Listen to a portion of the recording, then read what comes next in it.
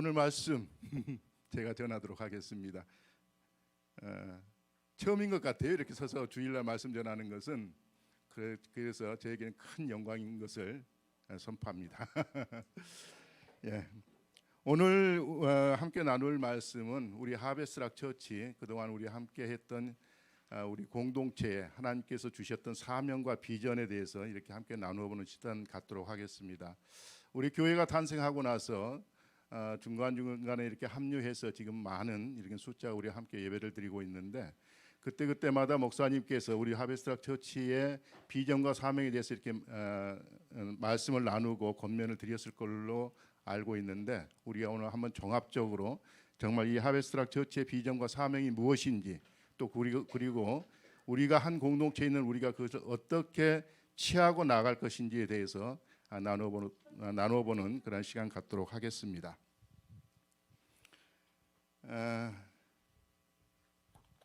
비전과 사명을 나누기 전에 2021년과 2022년 이렇게 시간이 바뀌는 시간에 우리 교회 송구 영신을 통해서 올 2022년 한 해 동안 우리가 나아갈 방향에 대해서 선포했는데 그 세 가지를 선포하고 지금까지 계속 말씀 가운데서 우리가 그것을 점검하면서 이루어 나가기를 이렇게 소망하고 있는데 혹시 우리 교회가 올 한 해 동안 선포하고 취하고 나갔던 그 방향에 대해서 알고 계신 분 있으신가요?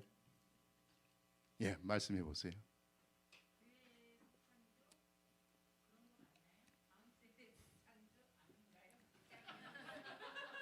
또 예, 그렇습니다. 올 한 해 동안 큰 우리 비전과 사명 아래에서 2022년 올 한 해 동안 우리가 이게 행하고 나아갈, 취하고 나아갈 그 세 가지의 방향이 교회의 새 창조, 다음 세대의 새 창조, 그리고 재정의 새 창조였습니다. 지금 2022년을 마무리하는 이 시즌에 어때요? 그 세 가지가 얼마만큼 취해졌죠? 결산해 보셨습니까? 우리 교회 차원에서 아니면 각 개인 차원에서 이 세 가지가 어느 정도 도달했다, 어느 정도 이루었다라고 이렇게 혹시 기도 가운데 이렇게 생각해 보셨나요? 저는 많은 것이 이루어졌다고 생각합니다. 우리 교회 새 창조 한번 돌아볼까요? 코람데오 교회에서 하베스락 처치라는 정말 이름이 이게 변경되는 이름이 다시 새로워지는 그러한 새 창조를 이루었습니다. 우리가 이름 가운데는 그 놀라운 비전과 사명이 숨어 있는데 어쨌든 우리가 교회 새 창조를 우리가 선포하면서 교회 이름이 바뀌었고요. 지금 우리가 진행하고 있는 것은 다시 새 장막터를 이렇게 찾고 있는데 그 또한 하나님께서 허락하실 줄로 믿습니다. 그리고 다음 세대 새 창조는 우리가 어떤 것을 이루었나요? 그래요. 우리가 자이언트 킬러라는 새 교회가 연합해서 예배를 시작했습니다. 정말 우리가 계속 이 하베스락 처치 전 코람데오 교회 때부터 정말 이 교회는 다음 세대를 일으키는 교회라고 우리가 선포했는데 그걸 5년여 만에 새 교회가 연합해서 자이언트 킬러라는 놀라운 그러한 예배를 우리가 시작을 하고 또 그 예배를 통해서 우리 다음 세대들이 놀라운 은혜 또 간증을 우리가 듣고 있습니다. 그 다음에 재정의 새 창조는 어떠나요? 각 가정의 재정의 새 창조 이루어지셨나요? 아멘. 예, 그래요. 우리가 보면은 새로운 직장을 찾으신 분들도 우리가 이렇게 간증을 듣게 되고 또 각 가정마다 하나님께서 공급해 주시는 그러한 재정의 새 창조에 대해서 우리가 간증의 시간들도 가졌었습니다. 정말 하나님께서는 놀랍게도 우리가 선포했던 바대로 그대로 이루어진 올 한 해였지 않나라는 그러한 결산을 해보게 됩니다. 아멘. 아멘. 예. 오늘은 아까 말씀드렸듯이 우리 하나님의 부르심, 우리 하베스락 처치의 공동체에 주셨던 부르심과 소명에 대해서 우리가 어떻게 그걸 취하고 어떻게 이루어 나갈 건지 한번 결단하는 시간 가져보도록 하겠습니다. 교회 우리 비전을 나누기 전에 이스라엘 백성이 정말 하나님께서 이스라엘 백성에 부으셨던 그런 부르심과 사명을 감당해내기 위해서 어떻게 행동했는지에 대해서 먼저 나누어 보겠는데 그 말씀을 나누기 전에 우리 한번 발표하는 시간 가져보도록 하죠. 우리가 성경 말씀 중에 많은 지명이 나옵니다. 창세기 때부터 이렇게 신약을 넘어오면 많은 지명이 나오는데 혹시 말씀을 이렇게 묵상하면서 내가 어떤 지명을 놓고 묵상했다, 어떤 지명을 놓고 내 삶에서 하나의 방향타가 될 수 있도록 그 지명이 늘 내 마음 안에 자리 잡고 있다라는 혹시 지명을 가지고 계시나요? 없으세요? 혹시 김동석 집사님은 엘림이라는 곳 생각 안 하세요? 왜냐하면은 우리가 이게 사회에서 보면 주식회사 엘림이라는 단어, 이게 회사명이 많아요. 주식회사 엘림. 그래서 지금은 뭐 그렇게 많이 보이지 않는 것 같은데 한 90년대 뭐 이렇게 보면은 크리스찬 사업가들이 회사를 이게 새롭게 세운다 하면은 많이 회사 이름을 이렇게 이게 하는 것이 주식회사 엘림이라고 합니다. 왜 엘림이라고 할까요, 이게? 이스라엘 백성이 출애굽을 합니다. 출애굽을 하고 홍해를 지나서 그 광야의 사흘길을 이렇게 걷게 되는데 광야의 사흘길이 얼마나 힘들었겠어요. 목이 타고 정말 이게 정말 말할 수 없는 그 고통 가운데 있을 때 다다랐던 곳이 마라입니다. 근데 마라에서 목이 말라서 물을 마시려고 하니까 어떤 게 있었죠? 쓴물이 나오는 거죠. 그래서 우리가 마라의 쓴물이라고 하는데 그때 이스라엘 백성이 정말 집단적인 노예의 근성을 발동해서 원망합니다. 하나님께. 말로 표현할 수 없을 정도로 하나님께 놀라운 그 집단적인 노예 근성을 발동해서 하나님께 원망하는데 그 마라를 지나서 도착한 곳이 엘림입니다. 그 엘림에 도착해 보니까 거기에는 샘물이 12개가 있고요. 종려나무가 79그루가 있습니다. 얼마나 기뻤겠어요. 정말 눈이 활짝 열렸겠죠. 그래서 그곳에서 장막을 치는 모습이 성경 말씀에 나오는데 그래서 사업가들이 성경을 보면서 어떤 우리가 보통 지명을 따라서 이렇게 회사 이름도 많이 짓고 또 어떤 단어를 가지고도 회사 이름을 짓는 저도 하나 법인 설립하면서 이제 그런 이름으로 지금 법인이 설립돼 있는데 어쨌든 그래서 주식회사 엘림 자기가 많은 고난과 고통을 헤집고 나서 정말 그 모든 것을 이겨나고 나서 엘림에 있는 그 물샘 12개와 종려나무 79를 기대하면서 내 회사가 내 법인이 성장하고 번성하면 좋겠다라고 해서 주식회사 엘림이라는 이렇게 단어를 회사 이름을 짓지 않나 그런 생각을 해보았습니다. 왜냐하면 오늘 제가 말씀을 나누는 것이 지명에 대한 얘기거든요. 그 지명 앞에서 취했던 이스라엘 백성의 어떤 행동을 보면서 우리가 그 행동을 반추하면서 정말 우리 하베스트락 처치에 속한 우리 공동체 지체들이 정말 우리의 비전과 사명을 그와 반대로 바로 이게 응답하는 우리들이 돼야 되겠다는 마음을 가지면서 어떤 지명을 이렇게 묵상하게 됐습니다. 신명기를 보면은 신명기 1장 2절에 가데스 바네아라는 지명이 나옵니다. 신명기가 어떤 책인가요? 모세가 40년 동안 이스라엘 백성을 이끌고 마지막 가나안 땅을 정복하기 그 찰나에 이제 모세가 죽게 되는데 정말 모압 평지에서 이스라엘 백성을 모아놓고 정말 이제 고별 설교를 하는 책이 신명기입니다. 어쩌면 유언의 책이죠. 내가 이렇게 했고 이렇게 율법하고 그리고 이제 죽으시게 되는데 그 신명기에 보면은 신명기 1장 2절에 신명기가 시작되면서 가데스 바네아라는 회상이 나옵니다. 니네들이 가데스 바네아에서 행했던 니네들의 모습을 다시 한번 돌아봐라. 그러면서 이제 신명기 말씀이 쭉 이어지는데 그 가데스 바네아를 이렇게 이 말씀을 준비하면서 이게 기억나게 하시면서 정말 우리가 가데스 바네아에 서 있는 우리라면 우리는 어떻게 했을까? 그런 생각을 좀 가져보았습니다. 이스라엘 백성이 하나님 나라의 백성으로 되어가는 여정을 우리가 잠깐 보면은 하나님께서 아브라함을 선택하시죠. 우리가 창세기 12장 1절을 보면은 여호와께서 아브라함에게 이르시되 너는 너의 본토 친척 아비 집을 떠나 내가 내게 지시할 땅으로 가라라고 명하십니다. 너의 본토 친척 아비 집을 떠나 내가 지시한 땅으로 가라. 혹여 이 아브라함이 아비 집을 떠나 내가 하나님께서 지시하는 땅으로 갈 때까지의 여정이 몇 킬로 정도 갔을 것 같아요? 혹시 아시는 분 계세요? 물론 그 하나님의 그 명령은 말씀을 하란에서 듣게 되는데 아비인 데라가 아브라함과 그 식소를 거느리고 갈대아 우르를 떠나게 되는 거죠. 갈대아 우르에서 하란까지가 900km입니다. 그러니까 그 많은 많다면 많을 수 있는 그 가족과 함께 그 가축들을 데리고 아비인 데라가 갈대아 우르에서 하란까지 걸어온 길이, 가축을 끌고 온 길이 900km예요. 그리고 나서 아브라함이 하란에서 내가 지시한 땅으로 가라라고 명령을 받고 바로 출발해서 도착하는 곳이 가나안 땅 세겜입니다. 그 하란에서 세겜까지가 400km예요. 도합 1300km를 이동해서 하나님의 나라의 시간자 되기 시작하는 거죠.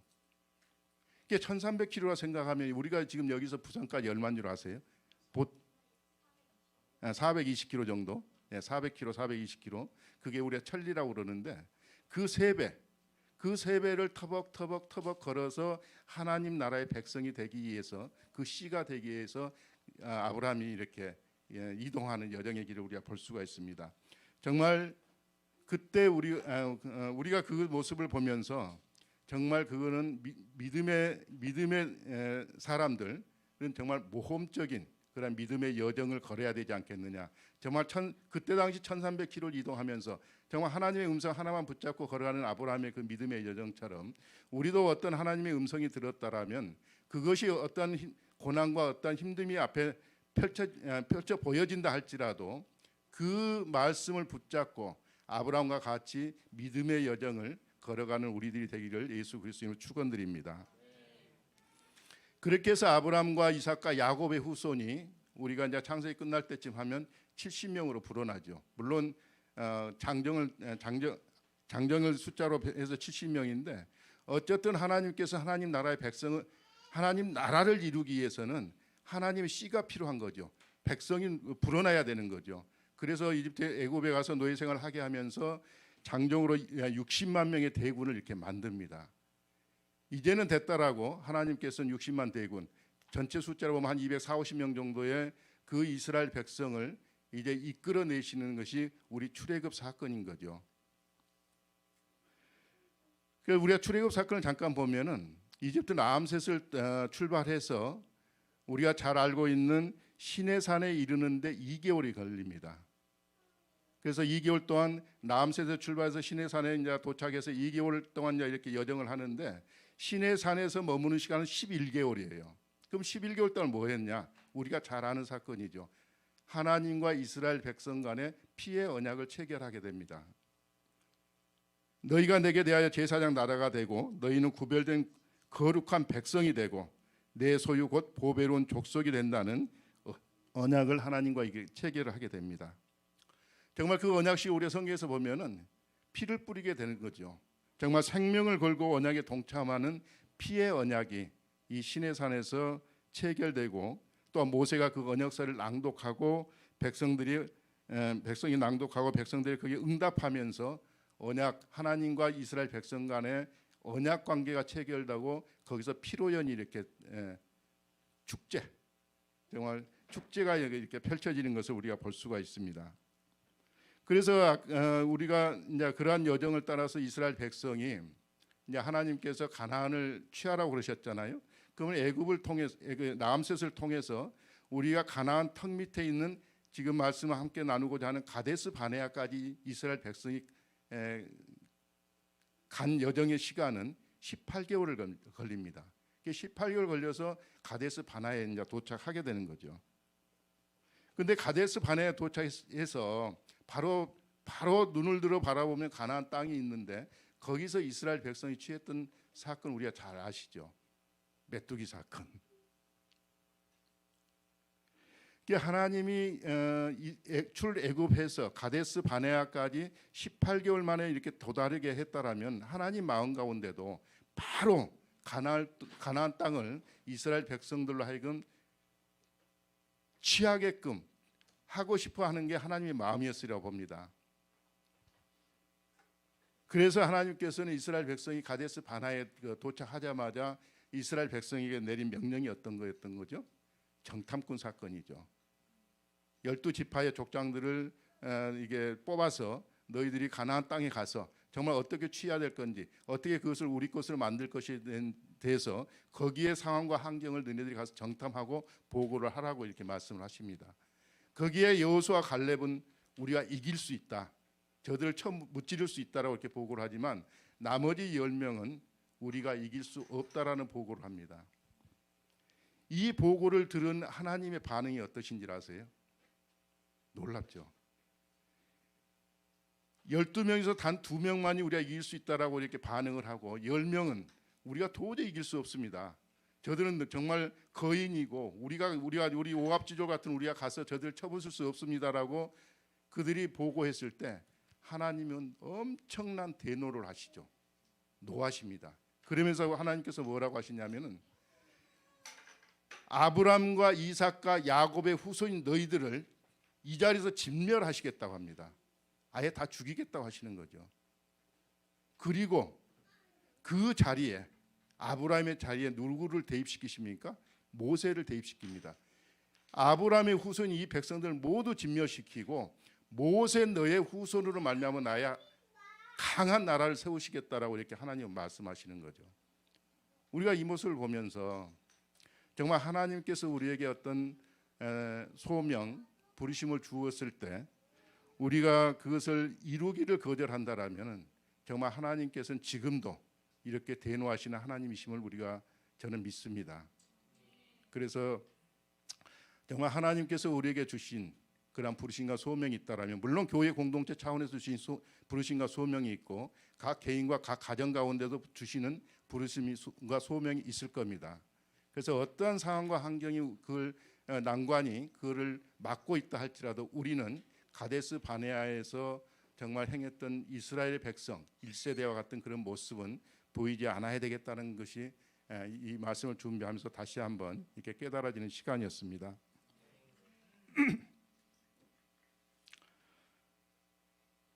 아까 말씀드렸듯이 하나님이 대노하신 이유는 메뚜기 정체감이죠. 세상 나라에 대해서 하나님 나라의 백성이 가져야 할 존재적인 의미, 의의를 이 이스라엘 1세대는 상실한 겁니다. 그것에 따라서 정말 하나님 나라의 백성이 어떠한 마음을 갖고 어떻게 행해야 되겠다라는 것을 단지 그 현상을 보고서 포기하는, 상실하는 이스라엘 백성을 보고서 하나님께서 엄청난 대노를 하시는 거죠. 우리가 하나님 나라 하는데 우리가 일반적으로 나라가 어떻게 구성이 됩니까? 나라의 구성 3요소가 어떤 건가요? 네, 그렇습니다. 백성이 있어야 되고 주권이 있어야 되고 영토가 있어야 됩니다. 하나님께서는 하나님 나라를 이루시기 위해서 정말 아브라함을 택하시고 정말 70명을 정말 60만 대군을 만들면서 하나님 나라의 백성으로 이렇게 성장을 시켰습니다. 그리고 시내산의 피의 언약을 통해서 정말 주권을 이스라엘 백성에게 주셨던 거죠. 그리고 마지막 남아 있는 영토, 가나안 땅을 그걸 취하라고 이렇게 하나님께서 명령하셨는데 이스라엘 백성은 그것을 취할 마음도 없고 힘도 없었던 것입니다. 어떻게 보면은 싸움을 이기냐 지냐를 떠나서 그 이스라엘 백성은 사명감이 없었다라고 이렇게 우리가 얘기할 수가 있을 겁니다. 정말 하나님 나라의 백성으로서 자존감이 상실되어 있는 상황이죠. 그러한 마음을 가지고 출애굽하면서 그들이 가졌던 마음이 그러한 마음이 아닐까요? 자존감도 내려놓고 어떤 사명감 나 몰라라 하고 가데스 바네아까지 우리가 2년 반 걸렸다라고 하는데 그 기간 동안에 정말 주시는 거 막 먹고 물 주시면 마시고 정말 구름과 불기도로 이동하면서 어스렁거리고 건성건성 여기까지 따라오지는 않았을까요?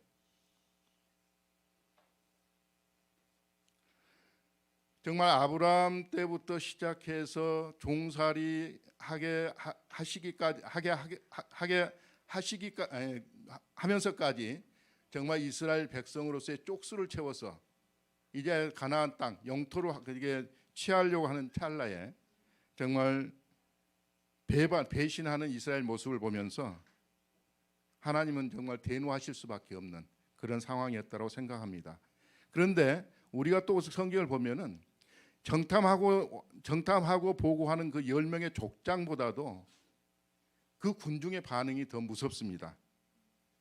그 군중의 반응을 보면 한마디로 표현하면 그렇다. 우리는 메뚜기 같은 존재다. 우리 메뚜기에 불과한데 저 거인들을 우리가 어떻게 무찌를 수 있겠느냐 하는 그러한 그 군중들의 태도, 그러한 메뚜기의 자존감, 이것이 하나님의 마음을 엄청 상하게 하시고 대노하게 하셨던 것입니다. 우리가 정리해 보면은 출애굽의 목적이 가나안을 정복해서 하나님 나라 제사장 나라를 세우는 것인데 정말 사랑과 자비와 긍휼로 출애굽시켜서 1차 목적이 가나안 정복임에도 불구하고 턱 밑에 와서 그 사명을 감당하지 못하겠다고 이렇게 외쳐대는 이 백성에 대해서 하나님께서는 진멸하시겠다라고 이렇게 대노하시는 것이죠. 정말 이것을 볼 때 우리가 이 시대에도 사명을 상실한 자에 대해서는 분명 하나님께서는 쓰지 않으시겠다라는 그런 말씀으로 우리가 되새겨야 될 걸로 생각합니다. 정말 우리 부르심이 주어졌을 때, 우리의 어떤 비전과 소명이 주어졌을 때 그것을 상실하게 되면은 분명 하나님께서는 우리 또한 이 시대에도 쓰지 않으시고 버리신다라는 그런 무서운 또한 놀라운 그러한 것을 우리가 기억해 보면 어떨까 이렇게 생각을 해 보았습니다.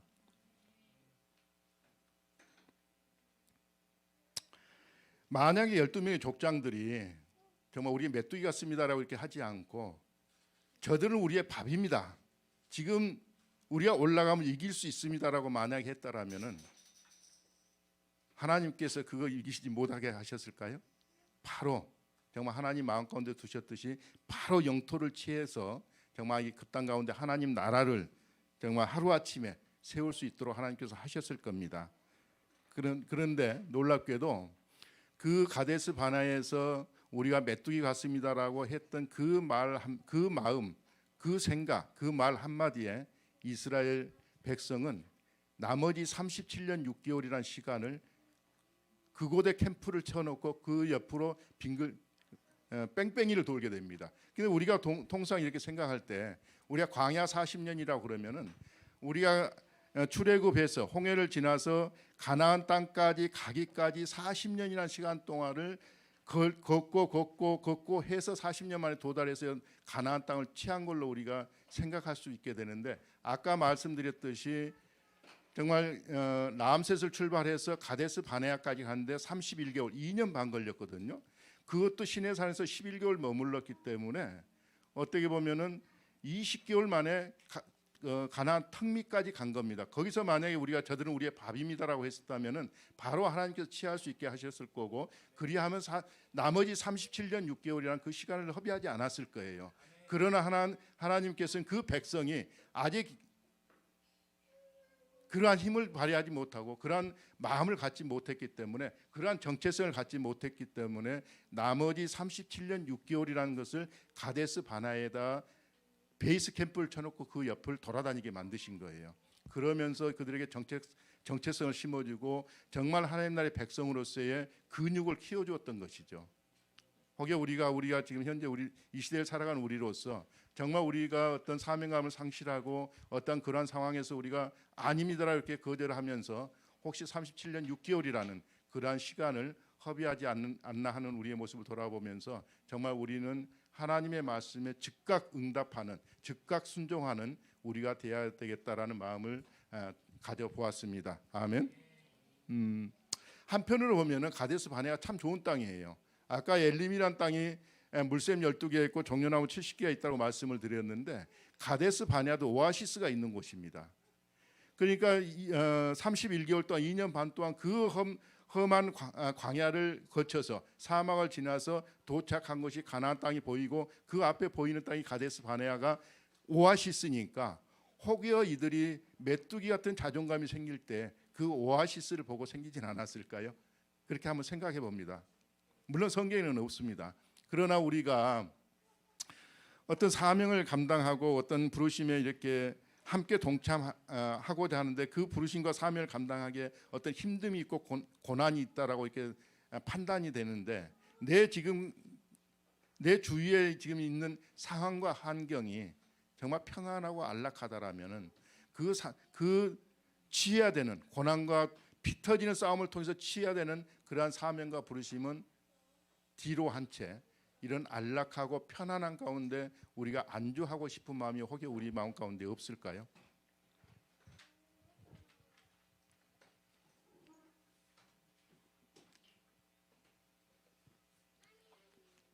그래서 사실은 이 가데스 바네아라는 게 아까 말씀드렸듯이 가끔은 어떻게 보면 가끔은 저에게 늘 기도할 때 이게 한번 이렇게 모세가 고별 설교를 하면서 가데스 바네아 사건을 회상하면서 고별 설교가 시작되었듯이 저도 어떤 프로젝트 어떤 일이 어떤 취해야 될 것이 어떤 것에 봉착돼 있을 때 정말 우리가 지금 다 우리가 우리 스스로 우리를 이렇게 표현하지만 정말 우리 아둘람은 있는 자들 같지 않습니까? 정말 지금 현재 우리 목사님이 계속 선포하지만 우리가 재정의 새 창조를 통해서 정말 사업체를 일으키자고 계속 선포하시면서 우리도 함께 기도하고 있지만 정말 우리가 처해 있는 이 상황과 환경은 녹록하지가 않습니다. 가진 것이 별로 없죠.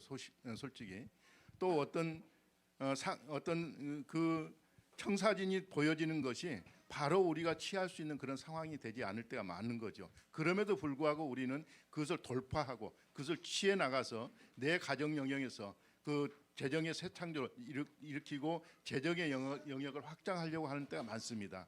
그런데 내 상황을 볼 때, 내 환경을 볼 때에 도저히 저걸 취할 수 있는 여력이 안 된다고 가정할 때 혹시 포기하지는 않나요? 그러나 분명히 우리가 기도 가운데 그 영역을 취하라. 그거에 대해서 너희들이 돌파해라고 만약에 하나님의 음성을 들었다라면은 그 어떤 고난과 그 어떤 고통이 힘듦이 있다 할지라도 우리는 하나님의 말씀에 순종해서 그걸 취해 나가야 할 걸로 믿습니다. 그리할 때 하나님께서 우리에게 주시는 부르심과 소명을 이루어 나가는 우리 하나님의 백성이지 않겠나 그런 마음을 가져봅니다. 아까 우리가 그 아브라함이 가나안 땅 세겜까지 이동한 거리가 한 1,300km, 거의 3,000리. 우리의 어떤 계량 숫자로 3,000 이상 된다고 이렇게 말씀드렸는데 잠깐 우리 교회에 대해서 우리 하베스트락 처치가 이렇게 태동된 것에 대해서 잠깐 간증을 나누도록 하겠습니다. 물론 새롭게 오신 분들도 있고 들었던 분들도 계시지만 2017년 7월 30일 날 우리 하베스트락 처치가 포람대교 교회라는 이름으로 바로 옆에 동춘동 30평 아파트 거실에서 5명의 식구로 이제 첫 예배가 봉헌이 되게 됩니다. 그때 우리 담임 목사 임재승 목사님이 이스라엘 여행 중에 있었었는데 그건 이제 한 7월 30일보다 전에 한 3, 4월경 됐었던 것 같아요. 이스라엘 여행을 하면서 이제 마지막 이스라엘 여행을 마치면서 터키에 도착해서 다른 분들은 이제 주무실 때 새벽에 일어나서 터키 해변을 거닐었대요. 터키 이제 이스라엘 여행을 뒤돌아보면서 그 여행지마다 또 하나님께서 주셨던 마음에 대해서 감사함을 이제 표현하면서 터키 해변을 걸으면서 이렇게 기도하고 있는데 갑자기 하나님께서 음성을 주신 게 뭐냐면은 가족과 함께 교회를 개척해라. 그때 우리 담임 목사님이 전에 섬기던 교회에서 휴직을 하고 있었던 기간이었거든요. 휴직 기간이었는데 그 터키 해변에서 갑자기 그 정말 생생한 음성과 같은 음성으로 마음을 주셔서 그 새벽에 이제 저한테 전화가 옵니다. 그러면서 아빠 여기 하나님께서 음성을 주시는데 가족과 함께 교회를 개척하라고 하네요. 그 전화를 받았을 때 솔직히 멍했습니다. 왜냐하면은 아무 준비가 안 돼 있었거든요. 교회를 세울 수 있는 어떤 상황과 환경도 되지 않고 또 그때까지 우리가 언젠가는 교회를 개척하고 세워야 되겠다는 마음은 있었지만 이때다라는 마음은 조금치도 우리한테 있지가 않았었는데 그때 갑자기 이렇게 전화를 해서 교회를 개척하라고 하네요. 그런데 어떻게 해요? 아멘 그랬죠. 그리고 나서 7월 30일 날 이렇게 첫 예배가 5명이 앉아서 거실에 조그만 이게 피아노를 놓고 예배와 함께 이게 예배가 봉헌되는데 5명 본인 빼고 목사님 빼고 4명. 근데 한 4천 명은 앉아서 설교하는 것처럼 설교를 하시는 거예요. 오히려 설교를 듣고 있는 내가 야 옆집에서 지금 저 소리 들으면 어떻게 생각할까? 혹시 문 뚫리고 지금 뭐 하세요라고 이렇게 부르짖지 않을까? 우리 목사님 목소리 알잖아요. 그 아파트 거실에서 그렇게 하시는 거예요. 근데 그 첫 예배가 굉장히 은혜스러웠습니다. 정말 눈물을 흘릴 만큼 은혜스러웠는데 이렇게 뒤돌아보면은 하나님께서 담임 목사님한테 터키 해변에서 교회를 개척하는 마음을 주시기 전에 어찌 보면은 하나님께서 미리 우리 가정 가운데 교회를 세우라는 그 말씀을 주셨던 사건이 하나 있습니다. 2017년 초에 전에 섬기던 담임 목사님이 우리 가정을 신방을 오셨는데 정기 신방이셨었던 거, 다우전 신방을 오셨는데 그때 그 말씀을 주셨던 말씀이 역대상 13장에 있는 말씀입니다. 그 언약궤가 다윗이 언약궤를 이끌어가면서 우사 사건도 일어나고 어떤 사건이 일어나잖아요. 그리고 나서 다윗이 다윗성으로 그 언약궤를 가져가지 못하고 거기에 말씀을 보면 치우쳐서 오벳에돔의 집으로 갔더라. 오벳에돔의 집에서 석 달 있었더라. 오벳에돔이 축복을 받았더라. 이 말씀이 역대상 13장 13절에 나옵니다. 그 말씀을 저희들의 신방 때 주시면서 목사님께서 선포하신 것이 이것이 교회입니다. 임장로님과 한권사님은 교회를 세우십시오. 그러면서 어떻게 보면 그 교회가 그 거실 가운데서 세워졌다라고 선포를 해주시면서 정말 언약궤가 치우쳐서 오벳에돔의 집으로 이동했듯이 어떤 상황과 한계에 관계없이 정말 교회가 이곳에 치우쳐서 세워질 것입니다라고 선포를 해주셨어요. 근데 그거는 우리가 신방이었기 때문에 그냥 우리가 셀처치처럼 하나님이 이곳 가운데 그런 교회를 세우라는 그런 어떤 축복의 말씀을 주셨구나라고 그때는 그냥 지나쳤는데 뒤돌아보면 이미 하나님께서는 이 코람도 교회를 미리 예언적으로 우리에게 계시해 주시지 않았나. 그래서 감사함으로 우리가 7월 30일 날 교회를 개척하게 되는 거죠.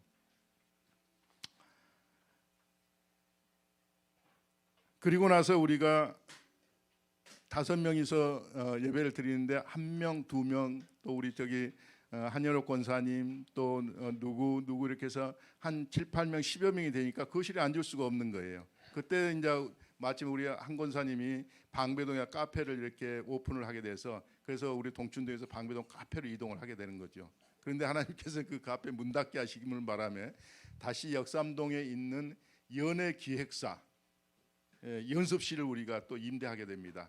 그래서 매 주일마다 연예기획사 그 연습실을 임대해서 그 가운데서 그 방송 시설도 보면은 옛날 이게 뭐죠 스피커 아니 뭐 그 전축에 있는 그것처럼 그것만 이렇게 나와 있었는데 거기서 놀랍게도 최한 목사님도 방문하시고 많은 분들이 방문하셔서 그 열악한 환경에서 정말 교회를 다시 축복해 주시고 선포해 주시는데 어쨌든 역삼동 그 연예기획사 연습실을 꽤 오래 사용했던 것 같습니다. 그리고 나서 이제 왔었던 곳이 부천에 있는 대안학교입니다.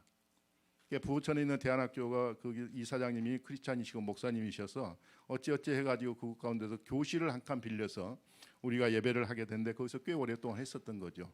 정말 우리끼리였지만 바로 그 교실 옆에가 감리교 큰 교회였습니다. 근데 제가 이제 음향을 보고 있잖아요. 뒤에서 들으면 감리교에서 흘러나오는 것보다 우리가 애처되는 목소리가 더 컸을 정도예요. 그래서 오히려 우리가 미안해서 창문을 닫아줄 정도로 그렇게 뜨겁게 예배를 드리고 있을 때에 그러면서 이제 우리 재승 목사님께서 청량산을 새벽 등산하면서 이제 새벽 기도를 혼자 이렇게 하고 있을 때 청량산 꼭대기에서 저곳을 봐라. 그러면서 이 송도 땅을 보여주시면서 저곳이 너희들이 거할 장소다라고 처소다라고 이렇게 말씀을 주셔서 그 기도를 끝내고 와서 우리가 가야 될 곳이 송도인 것 같습니다. 그렇게 해서 3년 만에 교회가 개척된 지 3년 만에 이 송도 땅에 자리를 잡게 된 것입니다. 이곳입니다. 그래서 2년 전에 우리가 이곳에 이제 장막터를 다시 세우고 코람도 교회라는 이제 간판을 정식으로 달고, 왜냐하면 그동안은 코람도 교회라는 간판을 달지를 못했거든요. 왜냐하면 달만한 장소가 아니었기 때문에. 그래서 우리가 코람도 교회라는 간판을 달고 이제 예부에 이렇게 코람도 교회를 알리게 됐는데, 그러한 과정을 겪으면서 여기에 계신 여러분들께서 이 교회에 함께 동참하셔서 공동체를 이루고 계시는 겁니다. 아멘.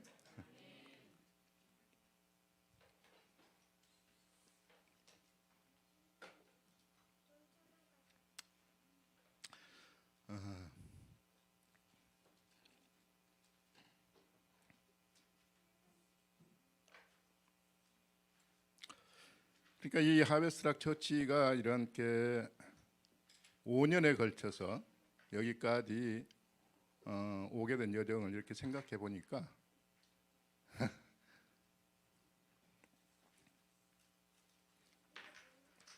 예. 그래서 이 하베스트락 처치에 분명히 하나님께서는 코람도 교회를 태동하시면서 그때 이제 목사님이 음성을 듣고 함께 이렇게 조율을 하면서, 그럼 코람도 교회에 하나님께 주신 비전과 사명이 무엇냐, 그에 대해서 우리가 이제 함께 이렇게 기도하면서 비전을 선포하게 되었던 거죠.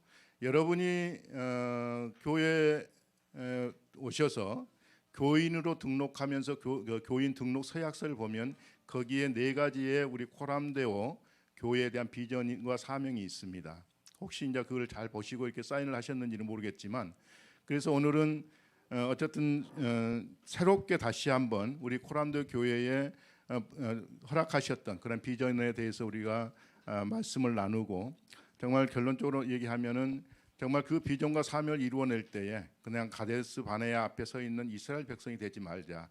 정말 우리가 공동체에서 한 지체로서 정말 함께 하나 되어서 그걸 취해 나가서 정말 이 땅 가운데 하베스트락 처치를 통해서 하나님의 나라가 확장되는 것을 우리가 보자라는 그런 마음으로 오늘 이렇게 다시 한번 하베스트락 처치의 비전과 사명에 대해서 말씀을 나누도록 하겠습니다.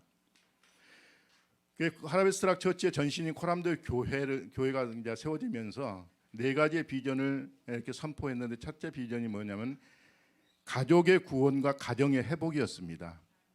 그러면서 늘 우리 담임 목사님도 조금 어색해하면서 말씀하시는 게, 그때 당시 총각이었는데 이 총각 목사를 통해서 가정의 회복을 부르짖게 하시니까, 본인은 어떻게 보면은 교회를 세울 때 본인이 청년 세대였기 때문에 청년 세대의 교회를 세우고 싶은 마음이 있었을 거예요. 또 그러한 역량도 있다라고 봅니다. 그러한 역량도 충분히 있다라고 저도 인정을 하는데, 그때 하나님께서는 이 교회를 태동시키면서 첫 번째 부르심을 가정을 회복해라. 그러니까 너무 생뚱맞았던 것이죠. 뭐야, 총각에게, 가정도 가져보지 못한 총각 목사에게 하나님께서는 가족을 구원하고 가정을 회복시키라. 근데 그게 5년여를 지나면서 이렇게 뒤돌아보면은 정말 하나님께서 이 공동체 함께한 가정, 또 우리가 놓고 기도하는 가정들, 정말 회복돼야 될 가정, 회복한 가정들, 이렇게 많은 가정들을 우리에게 주셨던 것을 우리가 기억할 수 있습니다. 그건 하나님께서 이미 이 교회를 통해서 니네들이 생각했던 교회의 모습이 아니라 내가 마음에 품고 있는 교회가 이런 교회다라고 해서 우리 그 비전을, 그렇게 사명을 주셨던 걸로 이제 뒤돌아볼 수가 있겠습니다. 두 번째는 우리는 사도적 교회 회복이죠.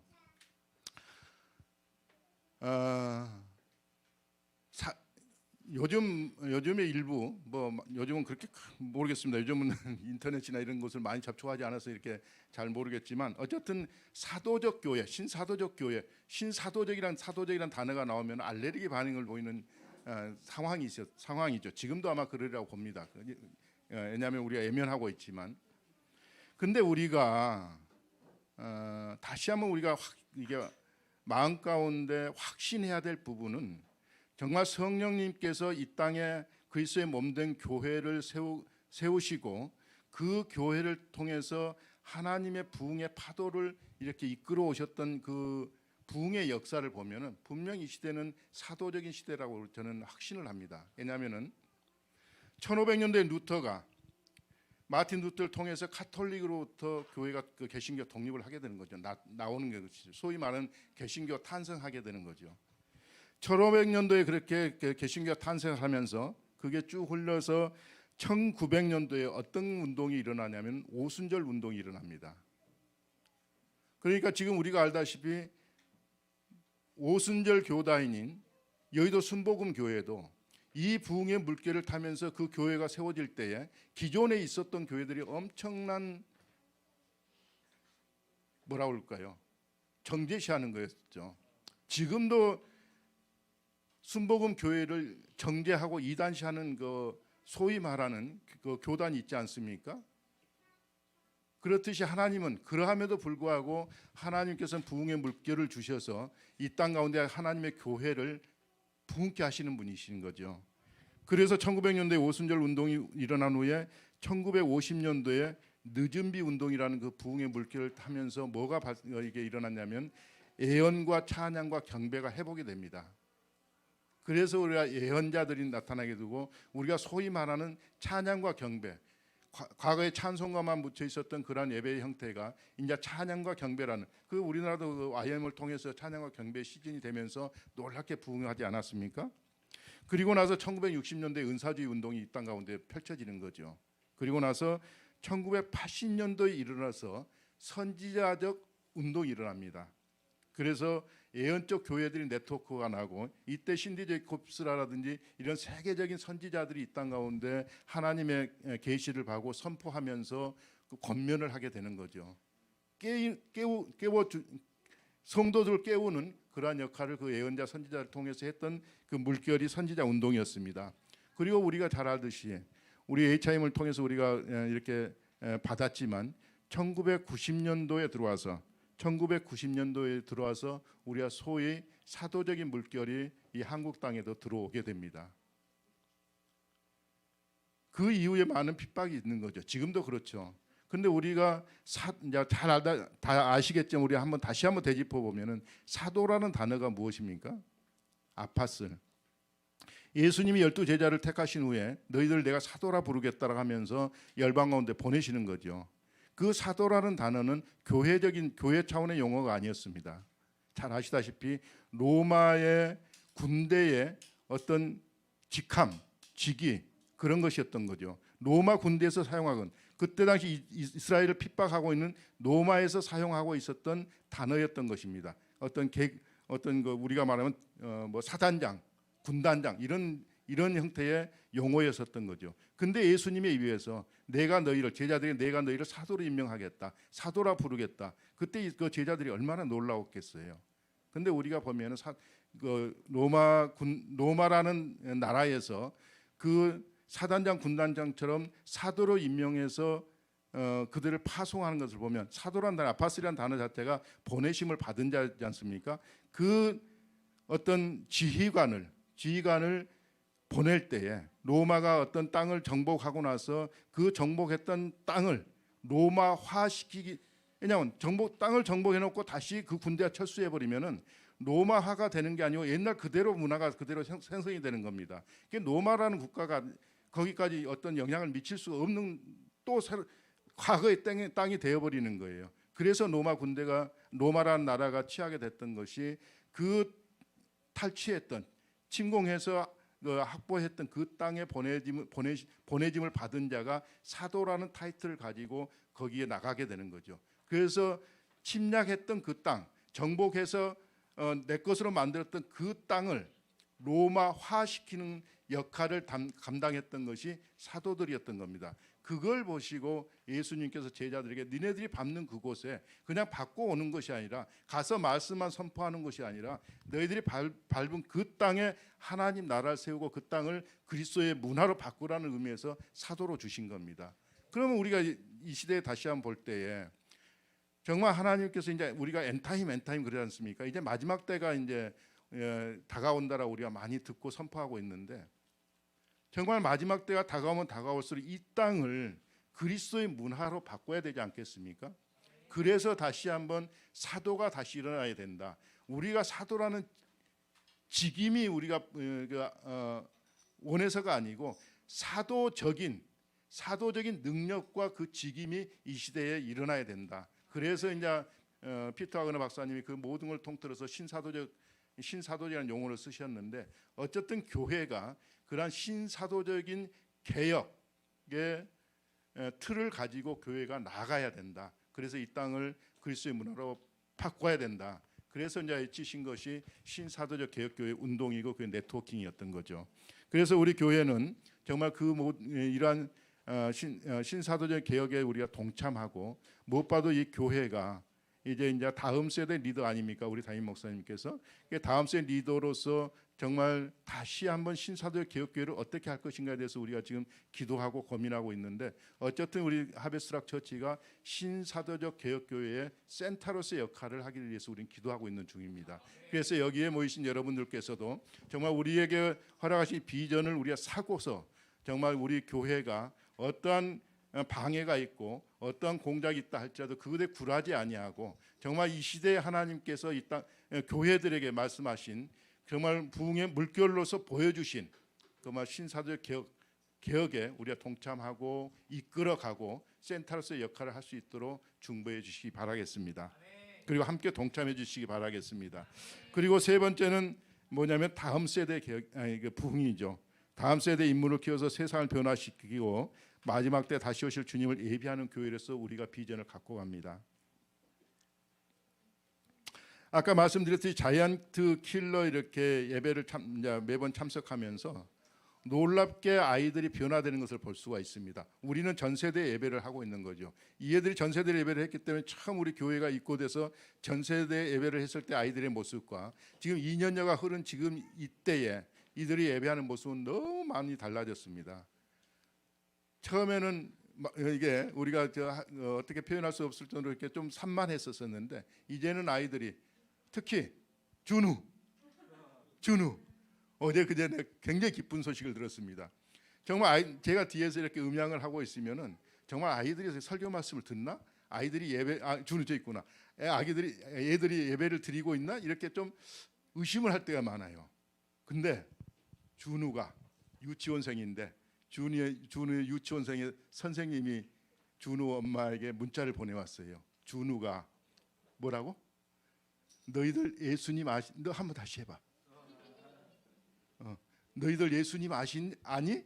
그러면서 예수님이 너희들을 위하여 예수님은 너희들을 다 알고 있다. 예수님은 너희들을 위해서 십자가에서 죽으셨다. 유치원생이 이렇게 선포했대요. 박수.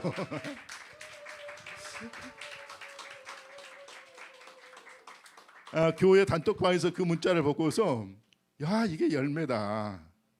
정말 우리가 전세대 예배를 하면서 때로는 저렇게 그 말씀을 듣는지 안 듣는지 또 뭐 이렇게 뛰어놀고 어떨 때는 미끄럼을 타고 여기 앞에까지 오면서 우리가 그 모습을 보고 있는데 아이들은 정말 그 영 안에 예배와 말씀이 스며들고 있구나. 그게 정말 자기의 영역 안에서 이렇게 선포되고 있구나 하는 그 모습을 보면서 이게 우리의 열매인 줄 믿습니다.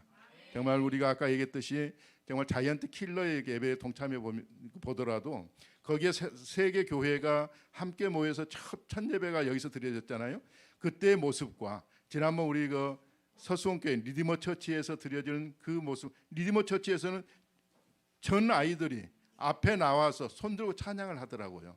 그러면서 그 찬양 시간 가운데 하나님께서 주신 음성을 간증을 하더라고요. 이제 그만큼 성장을 몇 번 안 됐거든요. 몇 개월 안 됐거든요. 그럼에도 불구하고 그들이 자이언트 킬러스의 모습으로 나가는 것을 보면서 정말 이 교회에 부어주신 그러한 비전이 이루어져 나가고 있구나 하는 그런 감사함을 느꼈습니다. 그리고 네 번째는 일터교회입니다. 우리 일터교회 하면 기가 번쩍 뛰죠. 지난번 우리가 몇 주간에 걸쳐서 일상교회, 일터교회하고 조금 다른 용어의 일상교회란 타이틀을 가지고 우리가 세미나를 했었는데 어쨌든 일터교회가 우리 하베스락 처치의 로컬 처치와 함께 더불어서 우리는 나아갈 거다. 피터 하그너 박사님의 책에 일터교회가 오고 있다라는 그 책을 보면 그림이 몇 장 이렇게 들추면 그림이 나오는 게 있는데 그게 어떤 그림이냐면은 이 시대에 이 땅 가운데 하나님 나라를 세우고 확장하기 위해서는 일터 교회가 세워져야 한다. 그러면서 한 기둥의 축은 로컬 처치로서의 기둥이 되고 한쪽은 일터 교회 기둥을 세워지고 그 두 기둥 가운데 위에 반석이 놓여지면서 그 반석 위에 하나님 나라가 다시 세워지고 확장할 거다. 그러면서 일터 교회를 엄청 이렇게 선포를 하고 계시는 걸 우리가 볼 수가 있습니다. 물론 우리가 이제 나중에 정말 우리의 비전이 일터 교회 개척과 일터 교회 확장인데 좀 더 구체적으로 우리의 이제 일터 교회 영역 가운데서 함께 비전을 이루어 나갈 분들과 우리 교회에서 그리고 있는 청사진으로 그리고 있는 일터 교회 모습에 대해서 다시 구체적으로 나눠볼 그런 시간적인 여유가 있을 건데 어쨌든 우리 교회는 정말 사도적 센터 교회로서 일터 교회와 함께 더불어 이 땅 가운데 하나님 나라를 세우고 확장해 나갈 걸로 믿습니다. 이렇게 우리 하베스트락 처치는 우리가 이게 듬성듬성 기억했었던 그런 비전의 사명 네 가지를 오늘 말씀을 드렸습니다. 다시 한번 보면은 가족의 구원과 가정의 회복, 사도적 교회의 회복, 다음 세대의 회복, 그리고 일터 교회 개척. 그래서 우리가 올 한 해 재정의 새 창조를 우리가 말씀을 나누고 선포하면서 여기에 모인 모든 청년 세대를 포함해서 모든 가장들까지 정말 내년에는 모두에게 사업장이 주어질 것을 예수 그리스도 이름으로 축복합니다. 그래서 지난번 우리 일상교회 세미나를 통해서 나에게 주어질 사업장의 이름들 다 이렇게 선포했잖아요. 릴레이 할 때 쓰는 바에다가 자기 교회 이름을 쓰고 그걸 나와서 선포했는데 어쨌든 다음 교회 선포됐던 그 일터가 내년에 우리 모두에게 오픈될 것을 예수 그리스도 이름으로 선포합니다. 말씀을 마무리하겠습니다. 시간이 어떻게 됐나요? 오늘 모두의 가데스 바네아라는 그 지명을 이렇게 말씀을 나누면서 정말 가나안 그 취해야 될 땅, 정복해야 할 땅, 가나안 땅 바로 턱 밑에 있는 가데스 바네아 사건에 대해서 우리가 함께 말씀을 나눴는데 이 말씀을 준비하면서 또 나누면서 혹시 들으시면서 어떤 마음들이 들으셨는지 모르겠네요. 교회가 어떤 곳입니까? 교회가 무엇입니까? 라는 이런 질문들을 많이 이제 하기도 하고 듣기도 되는데 저는 교회는 공동체라고 생각합니다. 우리가 교회 다닌다, 예배 보러 간다 그러한 의미를 넘어서 교회는 공동체라고 저는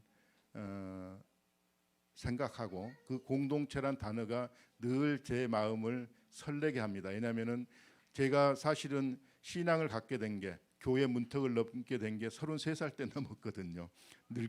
즐길 거 다 즐기고 33살에 교회를 문턱을 넘으면서 신앙의 여정에 들어섰는데 저는 그때 하나님 예수님 별로 관심 없었습니다. 다만 그 교회의 리더이신 분이 저에게 늘 강조했던 게 공동체란 단어였습니다. 하나님에 대해서 알기 전에 예수님에 대해서 알기 전에 어떤 복음에 대해서 알기 전에 제 귀를 때리고 제 마음을 샀던 단어가 공동체란 단어였습니다. 그러면 내가 한번 다녀보겠다. 그때는 다녀보겠다. 그러면 내가 한번 내 시간을 할애해보겠다. 그러면 내가 그래 수요일날 금요일날 주일날 와서 한번 다 예배 참석해보겠다. 정말 공동체가 그렇다라면 근데 그 공동체라는 것을 실질적으로 교회에 나온 지 몇 개월 만에 제가 체험을 할 수가 있었습니다.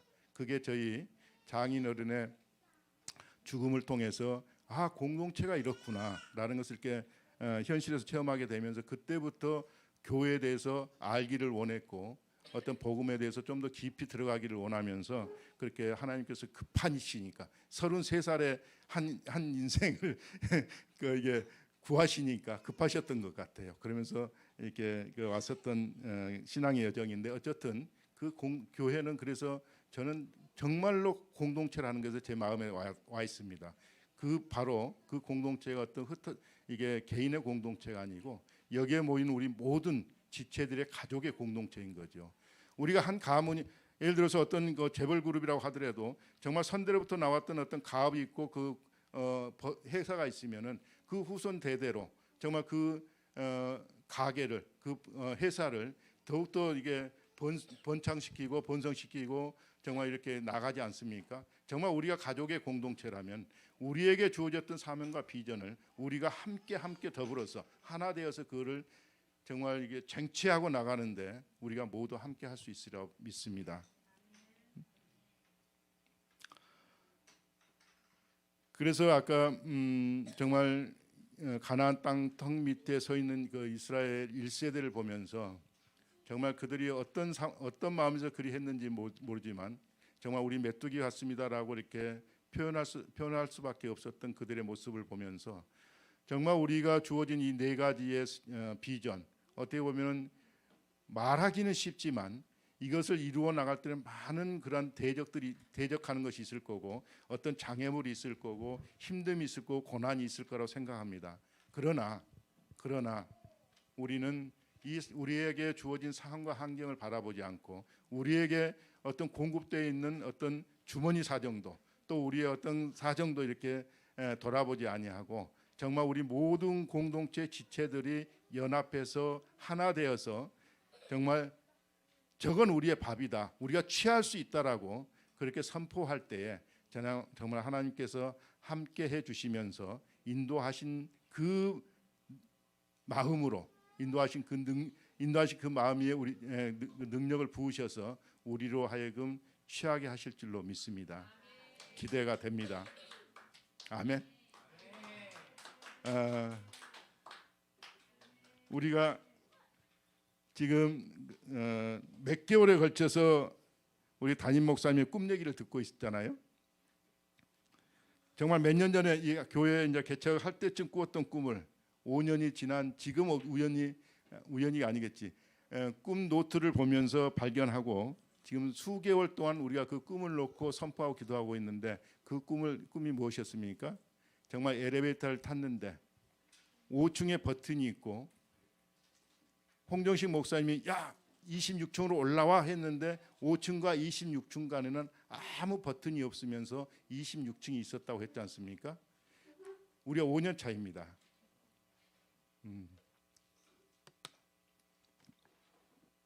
그 꿈을 우리가 선포하면서 우리가 함께 그 선포하고 기도했던 것은 정말 5층에서 26층의 도약이 이때다라고 우리가 선포했지 않습니까? 그래서 우리 교회가 은총을 받은 교회다라고 우리는 은총을 많이 받았다라고 우리가 이구동서로 얘기했던 그 교회에서 정말 유업을 이어가는 교회. 그래서 코람도 교회에서 하베스트락 처치로 이름도 바뀌게 됐고 어쨌든 이 시즌이 5층에서 26층으로 도약하는 모든 영역 가운데서 아까 2022년도 우리가 허락했던 교회와 어떤 재정과 다음 세대 영역에서 또 우리가 지금 선포하고 있는 이 4개 비전 가운데서 분명 5층에서 26층으로 뛰는 정말 통과해서 도약하는 그러한 축복이 우리 교회 가운데 있을 줄로 믿습니다. 그래서 이 연말에 함께 기도하시고 또한 교회 차원에서 내년에 주실 하나님 마음 받으실 뿐 아니라 각 가정에 주시는 하나님 마음을 받으시면서 정말 이 교회 공동체와 더불어 정말 5층에서 26층으로 도약하는 취하는 데 내가 정말 생명을 다하여 함께 동참하겠다라고 결단하는 시즌이 되었으면 합니다. 아멘. 네, 기도하겠습니다.